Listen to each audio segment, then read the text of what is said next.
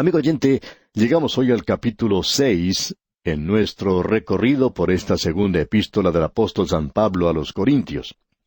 Y estamos en un capítulo que hemos llamado El Consuelo, la consolación de Dios para todas las circunstancias del ministerio de Cristo. Tenemos ante nosotros los requisitos de un buen ministro de Jesucristo. Y ninguno de nosotros puede leer esto sin exclamar, ¿quién es capaz de hacer estas cosas? Ninguno de nosotros puede llegar a cumplir todo lo que se indica aquí. Vamos a observar eso más adelante. Y quisiéramos que usted note que todavía estamos en la sección del consuelo, la consolación, el estímulo de Dios. Eso lo tenemos en los primeros 7 capítulos de esta segunda epístola a los Corintios. Hemos estudiado hasta ahora el consuelo de Dios en el ministerio del sufrimiento. Primero tuvimos el consuelo de Dios en el glorioso ministerio de Cristo. Eso lo estudiamos allá en el capítulo 3. Después vimos el ministerio del sufrimiento por Cristo, el ministerio del martirio por Cristo. Ahora tenemos ante nosotros el consuelo de Dios en todas las circunstancias del ministerio de Cristo. Este es un ministro completo. Miremos esto por un momento. Tenemos ante nosotros a quien podría ser el ministro ideal. Leamos el primer versículo de este capítulo 6 de la segunda epístola a los Corintios. Así pues, nosotros, como colaboradores suyos, os exhortamos también a que no recibáis en vano la gracia de Dios. Queremos dar énfasis aquí a esto que se nos dice sobre ser colaboradores, es decir, que laboramos, trabajamos juntos. Necesitamos reconocer que existe una línea divisoria entre los hombres en nuestros días que necesita ser borrada. Esta línea está entre el clero y el laicismo, pudiéramos decir. Hay ciertas personas que han recibido el don de la enseñanza, y hay aquellos que han sido llamados a enseñar, otros a ser pastores. Hay aún otros que han sido llamados a ser misioneros. Hay algunos que son llamados a tener cierta relación, pero todos han recibido un don. Nosotros llamamos a algunos laicos, y tenemos una división hecha entre el púlpito y el banco de la iglesia, y no hay necesidad de esta distinción que hacemos hoy. Somos colaboradores, es decir, trabajamos todos juntos. Si usted es uno de aquellos que se sienta en un banco de la iglesia y nos está escuchando hoy, usted es tan responsable como yo en la proclamación de la palabra de Dios. Quizá hayamos recibido un don diferente al suyo. Quizá sea usted el presidente de un banco o de una gran empresa. Quizá sea el chofer de algún camión, o aún podía ser una ama de casa. Pero hablando francamente, amigo oyente, usted es tan responsable como yo de la predicación de la palabra de Dios en la actualidad. En realidad, nosotros necesitamos reconocer que Dios ha dado a la iglesia ciertos hombres que pueden enseñar, ciertos hombres que pueden actuar, funcionar como pastores, y otros que han recibido dones diferentes que pueden usarse en la obra de Dios en nuestros días. Eso es para equipar, preparar a los creyentes para que ellos sean siervos. Y una vez más, deseamos mencionar lo que dijimos en un programa anterior de algo que escuchamos decir a un amigo y que dijo que los pastores no producen ovejas, sino que son las ovejas las que producen otras ovejas. Muchas personas piensan que el predicador es el que tiene que ganar a toda la gente para Cristo, que ese es su trabajo, o si no, que lo haga el evangelista. Pero amigo oyente, permítanos decirle que esa es su obligación también, es obligación suya. Dios ha dado maestros, predicadores, evangelistas y misioneros para que todos estos preparen y enseñen al cuerpo de creyentes, es decir, a aquellos que están en el ministerio. Este ministerio incluye a aquellos que ocupan un lugar en los bancos de la iglesia, para que ellos sean preparados para salir a testificar. Ya sabe que el pastor no es el que produce las ovejas. Él las puede alimentar y cuidar, él las apacienta, él pastorea las ovejas, pero no las puede producir. Las ovejas necesitan producir ovejas. Toda la obra de la iglesia el día de hoy se encuentra estancada porque las ovejas no están testificando. Hay algunos que deberían estar testificando en nuestros días.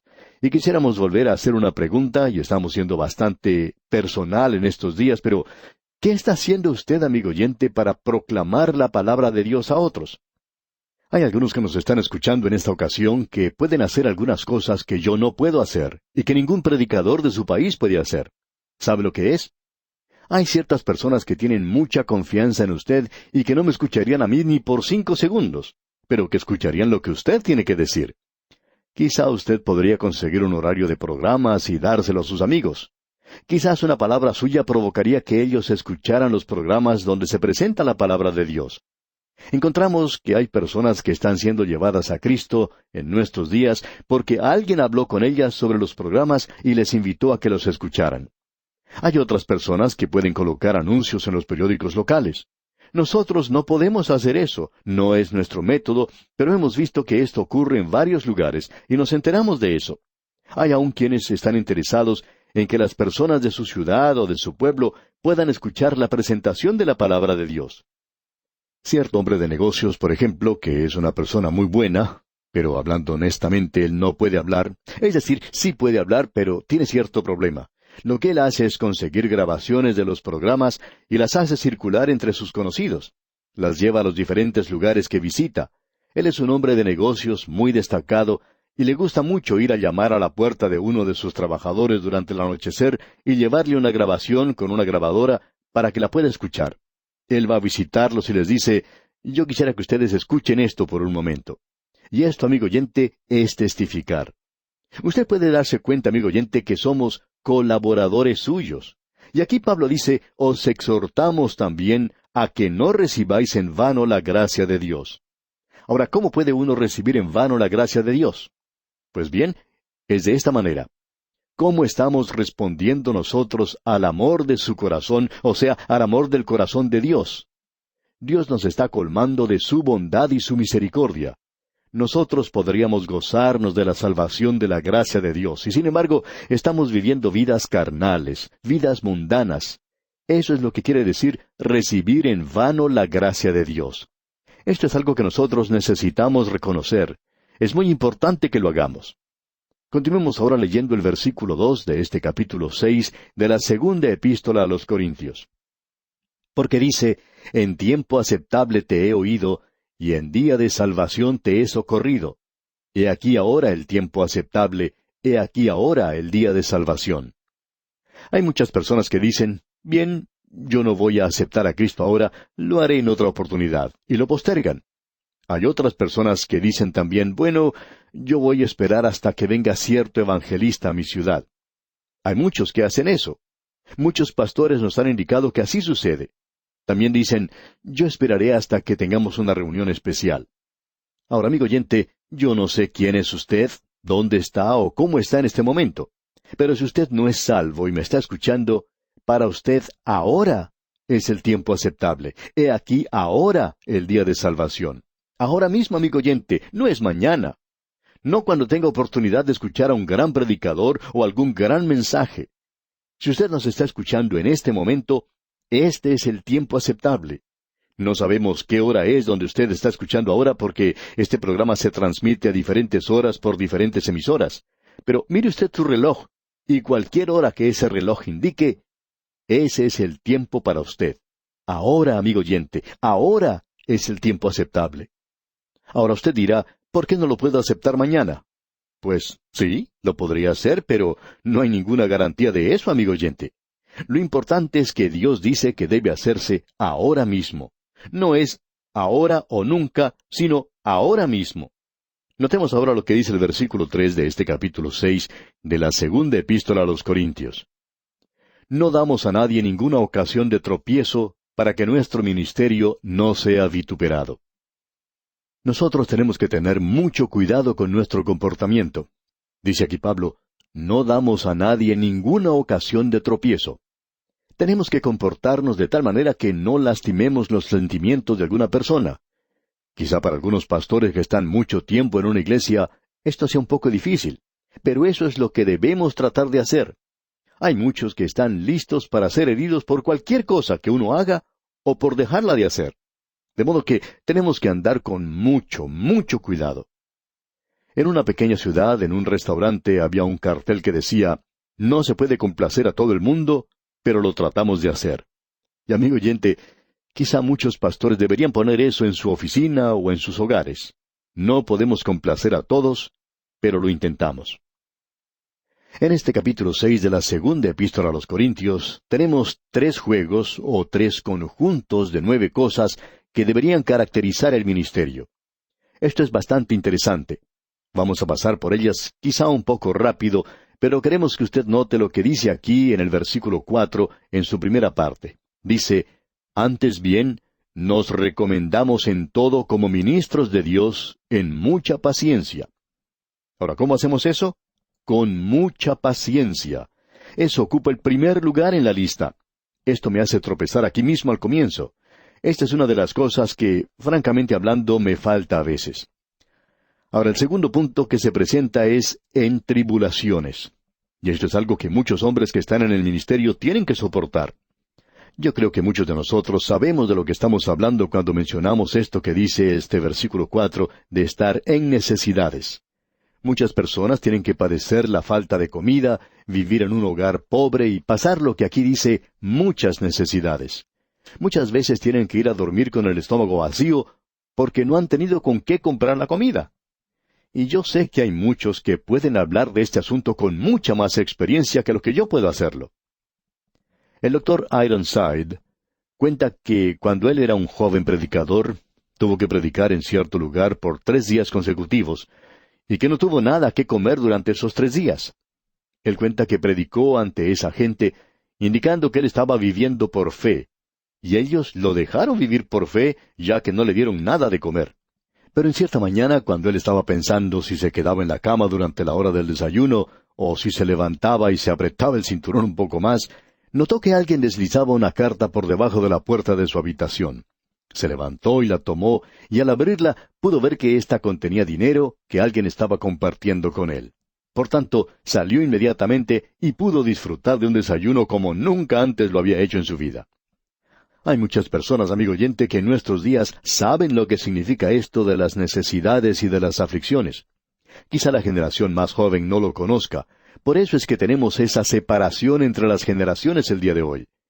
Dice aquí este versículo 4 en su segunda parte, en tribulaciones, en necesidades, en angustias. Luego continúa en el versículo 5, en azotes. Tenemos la idea de que muy pocos de nosotros sabemos lo que quiere decir esto de ser azotados. Pero muchas veces hemos sido heridos en el rostro por una declaración insultante que hemos recibido de alguna persona en nuestro círculo. Luego, continuando con este versículo 5, tenemos en cárceles, en tumultos, en trabajos, en desvelos, en ayunos. Todas estas cosas que tenemos aquí, amigo oyente, son cosas que deberían identificar el ministerio. Quizá no todas ellas, pero ciertamente muchos de los que están en el ministerio saben de estas cosas. Luego, continuando con el versículo 6, se nos dice que debemos hacer las cosas en pureza. Amigo oyente, esto es muy importante, que un ministro sea puro en su vida. Una de las cosas que más daño hace al ministerio es cuando un ministro es hallado culpable de algo que es inmoral. Eso ciertamente perjudica en gran manera al ministerio. La pureza es algo muy importante y no es algo que está fuera de moda. Luego se nos dice aquí, y en ciencia. Ciencia aquí quiere decir conocimiento, y no solo se refiere a la palabra de Dios, sino que el predicador tiene que conocer muchas otras cosas más. Él tiene que mantenerse al tanto de lo que está ocurriendo en la época en que está viviendo. Más adelante leemos en longanimidad. Esta palabra vuelve a presentarse aquí y longanimidad es paciencia, pero mejor vestida. Ahora, siguiendo en este versículo, tenemos en bondad, en el Espíritu Santo. Y que Dios tenga misericordia de cualquier predicador que trate de predicar sin el Espíritu de Dios como guía e inspiración. Eso es lo que más nos preocupa sobre todas las otras cosas. En lo que hemos trabajado en el ministerio, en cada oportunidad que tenemos que presentar el mensaje, oramos al Señor pidiéndole que nos ayude a predicar en el poder del Espíritu Santo. Porque yo no puedo confiar en mí mismo, amigo oyente. Pero con la ayuda del Espíritu Santo, el mensaje entonces tiene poder. Luego se nos dice, en amor sincero. Esto es algo que hace mucha falta en nuestros días. Un amor que sea genuino. No pretender ser santo diciendo ciertas palabras típicas, bien conocidas, y que todos repiten. O decir cuánto uno ama a los demás, y luego atacar por la espalda. Tenemos demasiadas personas de esa clase y en realidad no las necesitamos. Lo que necesitamos, amigo oyente, es amor sincero, genuino, real, verdadero. Porque el Espíritu de Dios lo ha puesto en nuestros corazones. Esto es lo de importancia que debemos notar. Ahora encontramos más adelante que se nos dice, en palabra de verdad. Ahora, esto de palabra de verdad quiere decir que el predicador debe conocer bien su Biblia. Luego se menciona en poder de Dios. Eso es de mucho valor. Siguiendo la lectura, vemos algo más. Con armas de justicia a diestra y a siniestra. Notemos ahora que entramos a otro grupo de palabras que comienzan con esto de por honra y por deshonra. Diríamos que esto nos da un ministerio bien equilibrado. Demos lectura al versículo 8 en su primera parte. Por honra y por deshonra, por mala fama y por buena fama. Hay personas que van a decir cosas de usted que son malas, pero nosotros debemos servir sin reconocer eso, sin prestarle atención. En otras palabras, un halago también puede perjudicarlo a uno. En una de las obras de Shakespeare, uno de sus personajes dice, mis amigos me alaban y me hacen comportar como un asno, y mis enemigos me llaman asno. Y preguntamos nosotros, ¿cuál de ellos es peor? Tenemos aquí algo malo y algo bueno. Hay cosas que nos halagan y hay quienes dicen cosas malas de nosotros. Y luego continúa el versículo diciendo, como engañadores, pero veraces, como desconocidos, pero bien conocidos. Y amigo oyente, el ministro de Dios quizá no sea muy bien conocido. Y continúa el apóstol diciendo, como moribundos, mas he aquí vivimos, como castigados, mas no muertos, como entristecidos, mas siempre gozosos, como pobres, mas enriqueciendo a muchos. Tenga cuidado cuando encuentra algún ministro que sea muy rico. Se supone que nosotros no debemos enriquecernos en el ministerio. Y continúa Pablo diciendo aquí en el versículo 10 de este capítulo 6 de la segunda epístola a los Corintios, como no teniendo nada, mas poseyéndolo todo. ¿Recuerda usted lo que Pablo dijo allá en su primera carta a los Corintios? Él dijo, todas las cosas nos pertenecen, y Cristo es nuestro, y todo es nuestro hoy. Yo soy rico, amigo oyente, pero también soy pobre, y usted no sabe lo pobre que soy. En nuestro programa anterior, amigo oyente, estábamos en el capítulo 6 de esta segunda epístola a los Corintios, y el tema de ese capítulo, dijimos, es el consuelo de Dios en todas las circunstancias del ministerio. Vimos en aquella ocasión algo acerca de esta manera de obrar en el ministerio. En otras palabras, Pablo nos muestra el revés, digamos, del ministro y nos permite observar qué clase de hombre debería ser. Vimos allí 28 cosas que caracterizaban al ministro. Las primeras 10 de ellas se referían a lo físico. Las 9 siguientes hablaban sobre lo mental y las 9 últimas se referían a lo espiritual. Y todo esto es muy importante. Ahora, al llegar al versículo 11, el corazón de Pablo se derrama, por decirlo así, por aquellos creyentes que estaban en Corinto. Por poco se le parte el corazón en este capítulo y también en el próximo. Veamos pues lo que dice aquí en los versículos 11 hasta el 13 de este capítulo 6 de la segunda epístola a los Corintios. Nuestra boca se ha abierto a vosotros, oh Corintios. Nuestro corazón se ha ensanchado. No estáis estrechos en nosotros, pero sí sois estrechos en vuestro propio corazón, pues para corresponder del mismo modo, como a hijos hablo, ensanchaos también vosotros. Lo que él está haciendo aquí es simplemente abriendo su corazón que está lleno de amor, y él suscita más interés en el corazón de aquellos que le aman. Pero lo interesante aquí es que aparentemente él también aguijonea el corazón de aquellos que odian a Dios y que odian su palabra, y quienes han tratado de hacer daño a los que aman al Señor y que aman las Escrituras. Nos damos cuenta que esto era igual en los principios de la historia de la Iglesia y que también continúa en la actualidad. Si usted toma una posición firme en favor de Dios, usted encontrará que realmente le va a costar algo. No hay ninguna duda en cuanto a eso. Ahora Pablo comienza a hablar sobre algo que es de suma importancia. Sin embargo, ante nosotros tenemos una sección de la Biblia que probablemente ha sido abusada y mal interpretada en gran manera. Hay quienes han interpretado este pasaje de tal forma que han hecho de lo que aquí se dice algo duro, que no tiene ninguna compasión, que no tiene corazón. Sin embargo, lo que Pablo está diciendo aquí está saliendo de un corazón tierno, de un hombre cuyo corazón en realidad se estaba partiendo por aquellos que él quería en Corinto.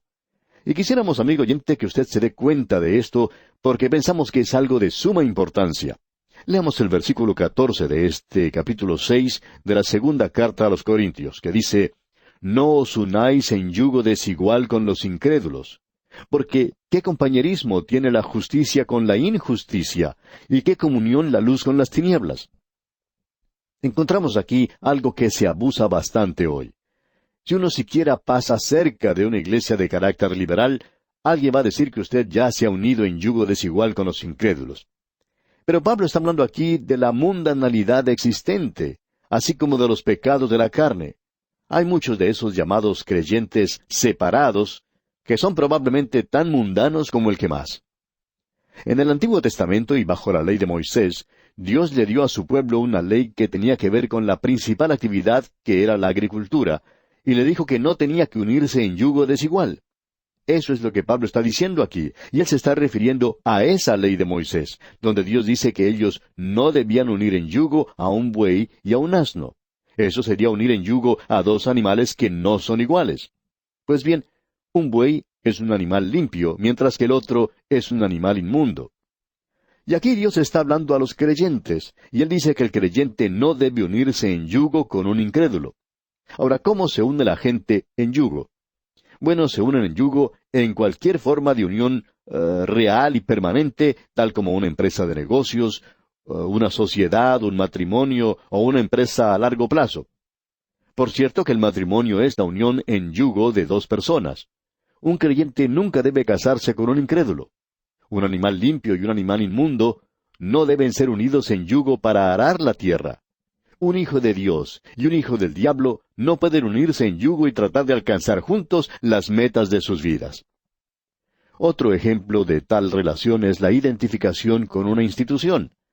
Si un hombre es profesor de un seminario, por ejemplo, y él es de tendencia conservadora, que cree firmemente en las grandes verdades de la Biblia, pero el seminario se ha vuelto liberal, pensamos que este hombre debiera salirse de ese seminario porque él está recibiendo un salario de esa institución y él está identificado con esa organización y con el trabajo de ellos. Él está asociado con esa institución de una manera muy tangible, muy real. Él está unido en yugo desigual con los incrédulos. Ahora, por otra parte, supongamos que un evangelista llega a la ciudad donde usted vive y tiene servicios por 1 o 2 semanas. Aunque él usa ciertos métodos que usted no aprueba de ninguna manera, él está predicando a Cristo y Dios está bendiciendo su ministerio. Entonces, ¿qué? ¿Va usted a unirse a él? Recuerde que él solo estará allí por 2 o 3 semanas y no será algo permanente. El autor de estos estudios bíblicos, el Dr. J. Vernon McGee, contaba que cuando él fue pastor de una iglesia, en cierta ocasión llegó un evangelista a la ciudad donde él estaba, y sin decir una sola palabra a nadie, especialmente a los que eran de tendencia conservadora, erigió una carpa, una tienda, justo al otro lado de la calle donde estaba la iglesia que él pastoreaba, y luego fue a pedir ayuda. Pues bien, el Dr. McGee no quería darle esa ayuda por la forma en que este hombre había obrado y porque se había dado cuenta que este evangelista tenía un estilo bastante diferente al suyo propio. No podía llevar a cabo una reunión en forma seria y organizada, sino que todo era bastante informal. Él estaba en la mitad de su sermón y de pronto se detenía diciendo, me olvidé de hacer este anuncio, o me olvidé de recoger la ofrenda, por ejemplo. Y detenía su mensaje en ese mismo momento y tomaba la ofrenda. Bueno, si uno se había olvidado de hacerlo, quizá esto sería lo lógico de hacer, pero era algo muy desorganizado en ese sentido. En esa misma ciudad había otro pastor y junto con el Dr. McGee, ambos buenos amigos y de tendencia conservadora, conversaron de este asunto y decidieron apoyar al evangelista. Él iba a estar en esa ciudad solamente por unas 2 semanas, de modo que le dieron su apoyo. Y hubo gente que llegó a conocer a Jesucristo como Salvador. De eso no había duda alguna. Pero decía el Dr. McGee, yo no me uniría con él permanentemente. No quisiera estar siempre identificado con ese hombre porque no estaba totalmente de acuerdo con él. Pero no vean nada malo en hacerlo por esas 2 semanas. No estábamos unidos en yugo de ninguna manera. Ahora notemos lo que Pablo hacía. Cuando él llegaba a una ciudad en sus viajes misioneros, al primer lugar que él se dirigía era la sinagoga. Ahora, ¿puede usted imaginarse otro lugar donde hubiera más oposición a Jesucristo que en una sinagoga? Pero ese era el lugar precisamente donde Pablo comenzaba. No queremos que usted Piense por un momento que estamos condenando a Pablo por eso. Pensamos que esa era la manera en que él debería haber obrado porque Dios le guió a que lo hiciera de esa forma. Pero si Pablo se hubiera unido a una de esas sinagogas y hubiera llegado a ser el rabino en una de ellas y se hubiera quedado allí, entonces, hablando honradamente, quizá tendríamos que hacerle algunas preguntas porque eso se hubiera considerado como unirse en yugo. Usted puede darse cuenta, amigo oyente, que hay una diferencia en todo esto. Una cosa es estar en yugo, unido en un arreglo permanente, como en el matrimonio o en una sociedad comercial, o uno se podría identificar con una institución liberal o con una iglesia liberal y unirse. Pero amigo oyente, lo que él está diciendo aquí no es la idea de unirse simplemente en una cruzada evangelística. Hay muchos hombres que no obran de la misma manera que nosotros hacemos las cosas. Y hay muchos de ellos que tienen mucho más éxito que nosotros, y quizá estemos equivocados y ellos estén haciendo las cosas correctamente.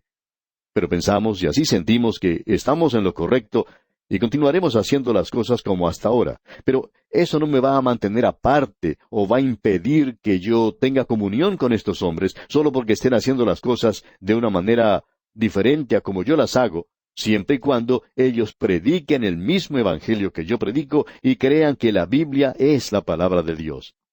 Y Pablo no está hablando de eso aquí. Él está hablando de unirnos en yugo con los incrédulos, como lo aclara en el siguiente versículo, el versículo 15, de este capítulo 6 de la segunda carta a los Corintios. Dice, ¿y qué concordia Cristo con Belial? ¿O qué parte el creyente con el incrédulo? Pues bien, ciertamente uno no tiene nada que ver con ellos. Yo no tengo nada que sea permanente y no me estoy uniendo con ellos de esta forma en ninguna manera. Y confiamos que usted, amigo oyente, no lo esté haciendo tampoco.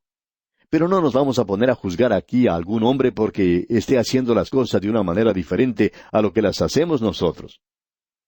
Luego, el apóstol dice en la primera parte del versículo 16 de este capítulo 6, ¿y qué acuerdo hay entre el templo de Dios y los ídolos?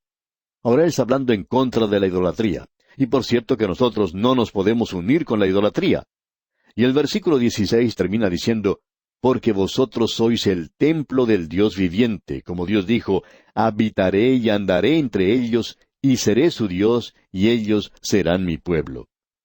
Usted puede apreciar que el templo de Dios en la actualidad es el cuerpo del creyente. Nosotros somos el templo del Espíritu Santo. Ahora el versículo 17 dice, por lo cual salid de en medio de ellos, y apartaos, dice el Señor, y no toquéis lo inmundo, y yo os recibiré.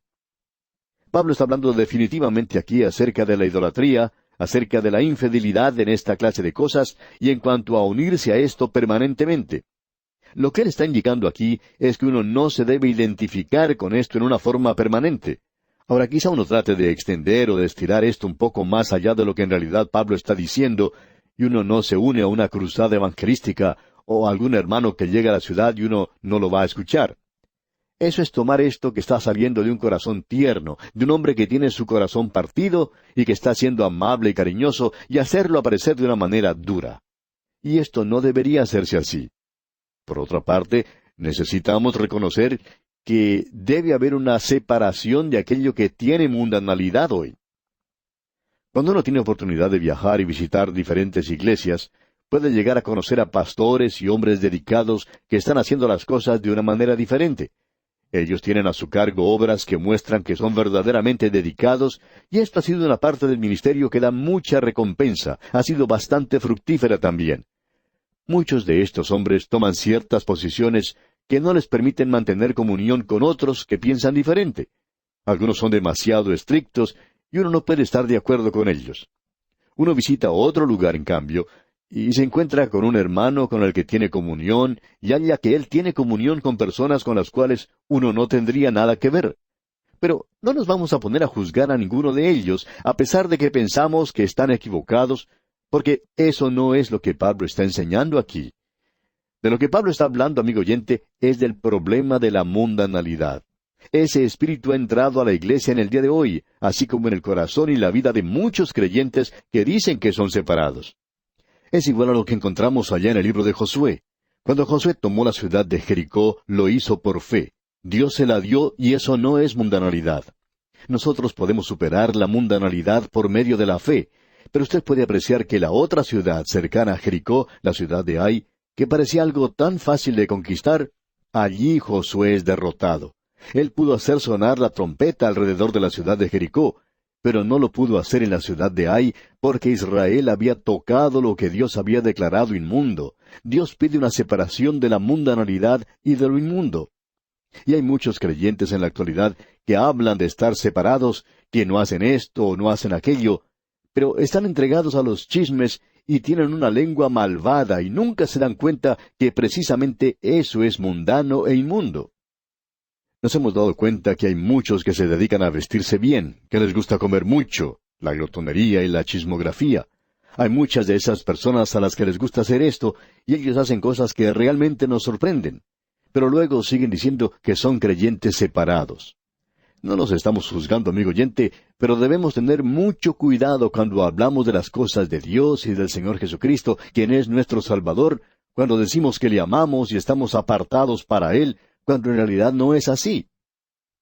El autor de estos estudios bíblicos, el Dr. J. Vernon McGee, cuenta que cuando él hizo su decisión de entrar al ministerio, el vicepresidente del banco donde él trabajaba le llamó a su oficina. Este hombre era un hombre impío que podía blasfemar como nadie lo hacía. El Dr. McGee decía que parece que ese hombre se sintió más bien conmovido cuando el Dr. McGee anunció que dejaría su trabajo para ir a estudiar para el ministerio. Este hombre pues lo llamó a su oficina y le dijo, «Vernon, quiero contarle una historia». Y le contó algo que había sucedido varios años antes. Él había conocido a un empleado en otro banco hacía mucho tiempo. Dijo que ese hombre era tan impío y tan mundano como el que más. Sin embargo, él cantaba como solista en una iglesia. Un día, este hombre que era vicepresidente fue a una iglesia y allí escuchó a su compañero de trabajo cantar un solo. Cantó un himno titulado «Cristo satisface». Ahora este banquero conocía bien a su compañero y sabía muy bien que no le estaba satisfaciendo. Cierta anciana de esa iglesia, amiga del vicepresidente del banco, le dijo, «¿No fue ese un canto maravilloso? Parecía que hubiera venido directamente del cielo». El solista era uno de los cajeros del banco, y en una ocasión, esa misma señora fue al banco a hacer unos trámites, y ese cajero estaba tratando de hacer un balance en sus libros, y notó que estaba equivocado en algunas cifras, y comenzó a maldecir y a insultar utilizando el peor de los lenguajes. Esa mujer estaba muy sorprendida de escuchar eso y preguntó quién era el que hablaba así. «Ese», le dijo el vicepresidente, «es la voz de aquella persona que usted pensaba el domingo en la iglesia que venía del cielo». Esa era una de las razones por las cuales este vicepresidente era una persona tan escéptica y tan malvado como era. ¿Por qué? Porque él se daba cuenta cuando un creyente decía que Jesucristo lo estaba satisfaciendo, pero en su vida real no lo estaba demostrando. Sabía que ese hombre estaba haciendo cosas que no debía hacer. Él bebía, maldecía y utilizaba un lenguaje soez. Y él sabía que si era un creyente, no debería hacer esa clase de cosas. Y eso hizo de ese hombre un cínico en realidad. Este vicepresidente, extendiendo entonces su mano hacia el Dr. McGee, le dijo, «Vernon, no sea un predicador si no está completamente convencido». Y el Dr. McGee decía que él nunca se había olvidado de eso. Amigo oyente, no sea usted esa clase de creyente. Sea alguien que está completamente convencido. No vaya por allí diciendo que Jesucristo le satisface cuando en realidad eso no está ocurriendo en su vida. De eso es de lo que Pablo está hablando aquí. Leamos ahora los versículos 17 y 18 de este capítulo 6 de la segunda carta a los Corintios. «Por lo cual, salid de en medio de ellos y apartaos, dice el Señor, y no toquéis lo inmundo, y yo os recibiré, y seré para vosotros por Padre, y vosotros me seréis hijos e hijas, dice el Señor Todopoderoso». En otras palabras, amigo oyente, usted puede ser un hijo o una hija que puede recibir honor. Cierto hombre tenía un hijo que partía hacia la universidad. El padre y el hijo habían sufrido un alejamiento. El muchacho todavía era su hijo, pero el padre decía que no podía tratar con su hijo como si él fuera su padre. No podía hablar con él de esa manera. Pero Dios dice aquí, amigo oyente, que Él será para nosotros como Padre. Dios quiere ser su Padre, amigo oyente. Y si usted se está apartando hacia la mundanalidad y no cumple con lo que está diciendo, entonces está siendo un hipócrita en su propia vida. Y puede estar seguro de una cosa. Usted es su hijo, no se olvide que Él dice, «Y vosotros me seréis hijos e hijas». Dios quiere tratarlo como a un hijo, pero Él no quiere tener que llevarlo aparte y tener que castigarlo siempre. Eso es lo que Él quiere decir aquí. Bien, llegamos ahora al capítulo 7 de la segunda epístola a los Corintios. Y este es el último capítulo que tenemos en esta sección del consuelo de Dios. Tenemos aquí el consuelo de Dios para el corazón de Pablo. Este es un capítulo bastante personal y es algo maravilloso. Notemos lo que dice aquí el primer versículo, versículo 1. Así que, amados, puesto que tenemos tales promesas, limpiémonos de toda contaminación de carne y de espíritu, perfeccionando la santidad en el temor de Dios. Él está hablando aquí de una forma de vivir santa, y eso es muy importante. Él trata este tema en este capítulo, y lo que lo motiva a él a decir lo que está diciendo es el hecho de que había un hombre en la iglesia de Corinto quien era culpable de un grave pecado de inmoralidad. Él había tenido relaciones sexuales con la esposa de su padre, es decir, con su madrastra. Y la iglesia no trataba ese problema entonces, y Pablo les escribió diciendo que si ellos no trataban con ese asunto, él iría a visitarlos y lo haría él mismo. De modo que ellos separaron a este hombre de su comunión. Más adelante este hombre se arrepintió, él confesó su pecado, y la iglesia había actuado bien al tratar ese asunto de esta manera. La carta de Pablo tuvo el resultado apetecido. Ahora, cuando Tito regresó de Corinto y le informó de lo que ocurría, le dijo que este hombre había estado derramando lágrimas por su pecado, que él se sentía indigno de cualquier clase de reconocimiento. La iglesia de ese lugar estaba determinada ahora que iba a mantener las cosas bien limpias. Entonces dice Pablo aquí, así que, amados, puesto que tenemos tales promesas. Ahora, ¿de qué promesas está hablando Pablo? De las mismas que acabamos de leer en el capítulo 6, en los versículos 17 y 18.